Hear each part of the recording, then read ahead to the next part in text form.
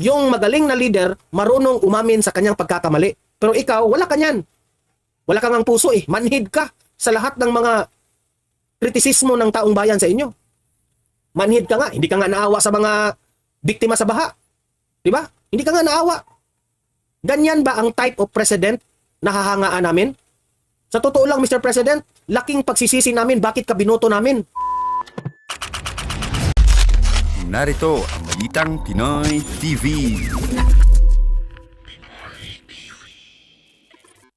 Okay, ayan. And we are live ngayon sa ating YouTube channel at may panibago na naman tayong balita na ire-react natin sa mga nangyayari ngayon sa ating mundo ng politika, no? Kasi yung una nating pag-uusapan ay patungkol nga dito kay Presidente Bongbong Marcos. Na itong si Presidente Bongbong Marcos, rumesback na, nag-reply na dito kay Vice President Inday Sara Duterte na patungkol doon sa sinabi ni VP Sara na nag-apologize siya sa mga taga KOJC for endorsing BBM during the kampanya. Pero look at what happened. Anong ginawa ni Bongbong Marcos dito sa mga taga KOJC, di ba? Hiyang-hiya po si VP Sara, ha? Sa mga taga KOJC for endorsing BBM. Kaya nga humingi siya ng tawad. Pero let us check kung ano yung sinabi ni Bongbong Marcos patungkol po kay VP Sara. Okay? Mamaya pag-usapan natin 'yan. Pangalawa ng ating pag-uusapan ay itong seguridad ni Kibuloy. Babantayan kung susuko. Ayan. Naghihintay raw itong PNP na susuko si Kibuloy. Kasi nagrereklamo itong mga PNP na 12 days na raw silang naghahanap ni Kibuloy, hindi pa rin nila makita-kita. O, ayan. Kayo na mismo ang ano, di ba? Kayo na mismo ang pumipilit dyan na hanapin si Kibuloy. Sinabi na nga wala si Kibuloy dyan. Hanap kayo ng hanap. Ngayon, nananawagan kayo ni Kibuloy na sumuko si Kibuloy? Anong klaseng pautot yan? Sablay kayo eh. Yung utak nyo, sobrang hina ng utak ninyo. Mamaya, pag-usapan din natin yan ha, kasi nakakainit ng ulo eh. Pangatlo ng ating pag-uusapan, itong media interview ni Presidente Bongbong Marcos ha. Itong media interview na patungkol dyan sa kumakalat na issue na na-hospital itong si Presidente Bongbong Marcos, di ba? Kumakalat yan, na-hospital raw siya. Ipakita natin yung video, ang kanyang sagot. Ipakita ko sa inyo ang kanyang mukha. Bakit puyat na puyat yung mukha ni Bongbong Marcos? Yan ang last nating pag-uusapan ha. Yang na-hospital si Bongbong Marcos. Pero bago ang lahat, bago natin ito pag-uusapan, help me po na i-like muna ha at i-share itong video na ito para guys kakalat ito sa taong bayan. Okay, sabay-sabay nating i-like muna at i-share itong video natin, Facebook at YouTube. 1, 2, 3, go! Okay, like and share para maraming makalam. And also guys, paki-subscribe at paki-follow ito para lagi kayong updated sa mga balita na kagaya nito at ma-notify ang inyong mga cellphones kung meron tayong breaking news. Okay? So, kagaya nito, breaking news ito. So, sabay-sabay nating i-follow, i-subscribe, Facebook at YouTube. Ready? Follow, subscribe. 1, 2, 3, go! Ayan, thank you very much. So, simulan na natin yung ating banatan, okay? So, ito na nga. Si Bongbong Marcos nagpalabas na ng statement kaugnay doon sa sinabi ni Vice President Inday Sara Duterte na nagsusorry itong si VP Sara for endorsing BBM sa KOJC. So eto, ipapakita ko sa inyo ha. Ito. Ayan. So, i-share ito ng kaibigan natin na si Ma'am Joey De Vivry.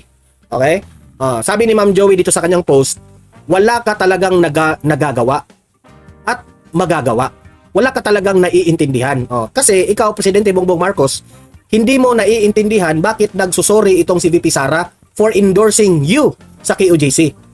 Sabi dito ng balita ng Philippine Star, President Marcos on Vice President Sara Duterte apologizing to KOJC members for endorsing him. Kung matatandaan natin, nung isang linggo, nagsusorry itong ating Vice Presidente for endorsing BBM. Which is, it is a good thing. Diyan mo talaga makikita na itong si VP Sara ay nagpakukumbaba dahil dito sa ginawa ni BBM dito sa KOJC. Alam mo ba, Mr. President Bongbong Marcos, yung pagsusori ni VP Sara sa KOJC,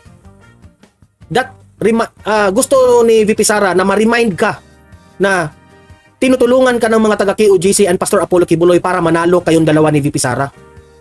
Wala kang utang na loob, pero look at what you did dito sa mga taga KOJC members. Sabi pa dito sa balita, that's her, sabi raw ni PBBM ha, that's her prerogative. Ang yabang mo, Mr. President. That's her prerogative.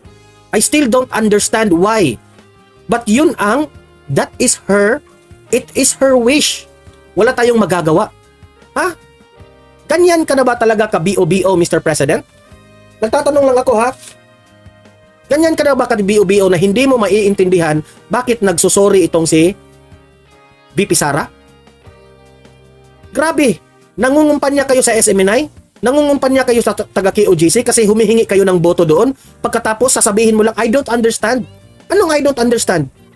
Ano bang ginawa ni Tory dyan sa KOGC? Ha? Sino ba ang dapat pagbibintangan yan? Hindi administrasyon mo. Di ba?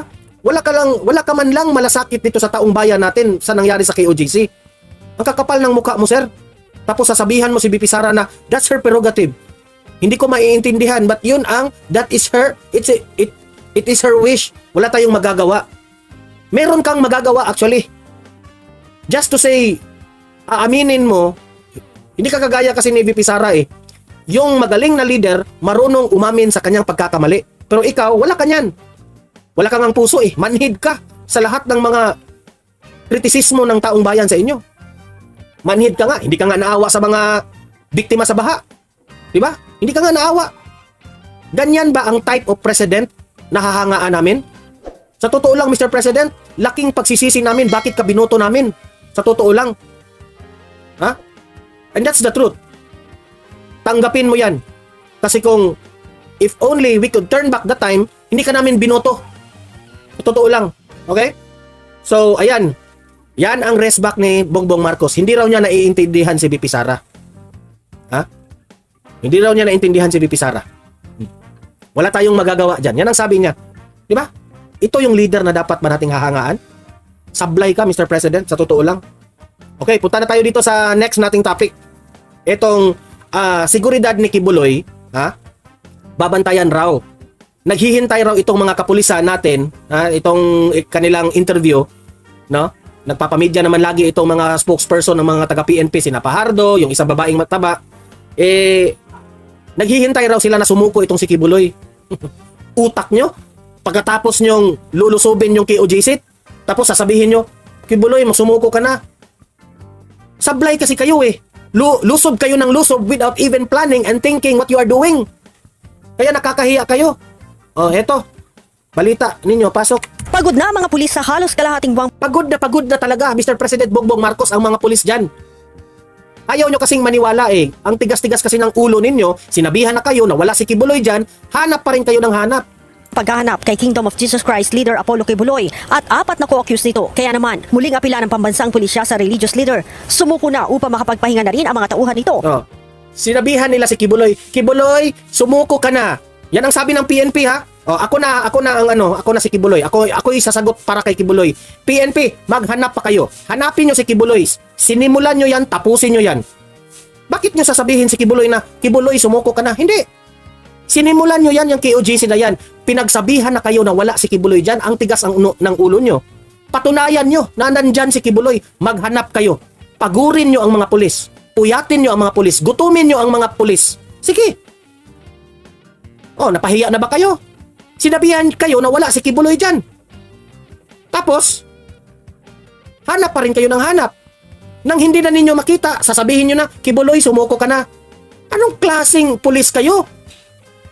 Patunayan nyo na nandyan si Kibuloy. Diba? Hindi kasi kayo maniniwala eh. Pinagsabihan na kayo wala si Kibuloy dyan. Sinabihan na kayo ni Torion, wala si Kibuloy dyan. Hanap pa rin kayo ng hanap. Patunayan nyo. Huwag nyong sabihin na Kibuloy, sumuko ka na. Utot nyo. Na nagbabantay sa KOJC compound. Pagod na rin po at nagpapalitan dyan. Ay, napapagod pala? Akala ko, nandyan si Kibuloy. Napapagod na. Sabihin nyo, Kibuloy, sumuko ka na kasi pagod na ang mga pulis. Sino ang nagpapagod sa inyong sarili? Kayo rin ang nagpumagod sa inyong sarili. Si Torre ang dahilan bakit napagod ang mga pulis natin. Kasi ang tigas ng ulo ayaw maniwala. Utak nyo eh. At may mga nagkakasakit na rin and I'm sure Sino may kasalanan dyan? Sinabihan na kayo ni Torion, wala si Kibuloy dyan. O nakasakit na kayo. Sunod dyan, masusutay na talaga kayo. Kasi hindi kayo maniniwala eh. Hukay kayo ng hukay. Sige, hukayin nyo. Lahat ng mga dyan. Lahat, hukayin nyo na lahat. Tingnan nyo, nagdala ng metal detector. Bakit yung puso ni Kibuloy? Puthaw? Sa Bisaya, paputhaw ang puso ni Kibuloy? Metal ba ang puso ni Kibuloy? Nagdala kayo ng metal detector? Sa anong klaseng utak mayroon itong si Torre? Dapat ka matanggal na yan si Torre dyan dahil dito sa mga kapulisan natin nagkakasakit na, kawawa na nga Mamaya papakita ko sa iyo Torre. Look at what you did dito sa mga kapulisan natin. Po, sa side din po ng mga KOJC members ay pagod na rin po sila. May mga nagkakasakit na rin po dyan. And again, we want to take this opportunity to once again appeal to Pastor Kibuloy and for others. Hindi! Huwag kang mag-a-appeal, Pahardo. Hanapin nyo. Believe kayo sa sarili ninyo na nandyan si Kibuloy sa KOJC. Hanapin nyo. Magaling kayo, di ba? Nagmamagaling kayo. Sinabihan na kayo ng attorney. Wala dyan. To really heed the call for them to surrender and face the music before the proper courts po. Sinabi pa ni Philippine National Police Public Information Office Chief Police Colonel Jean Mga moderators, bantayan ang mga trolls. Fajardo, wala silang Kick nyo kagad. namomonitor na anumang banta sa buhay ng religious leader. Wala po tayong namomonitor po na ganyan at kung matatandaan nyo, no less than our Chief PNP, si General Romel Francisco Marbil ang nag-assure Kung ito makapag-press con, akala niya nandun siya on the field. sa kanya po. Sinabi po niya ito during the Senate hearing na siya po mismo ang nag-assure kay Pastor Kibuloy at iba pa na sisiguraduhin niya na Ito na nga mga kabalita. Ano na ang masasabi nyo patungkol sa balitang ito? Please comment down below mga kabalita. Pag-usapan natin yan sa comment section. At kung di ka pa nakasubscribe sa ating channel, baka naman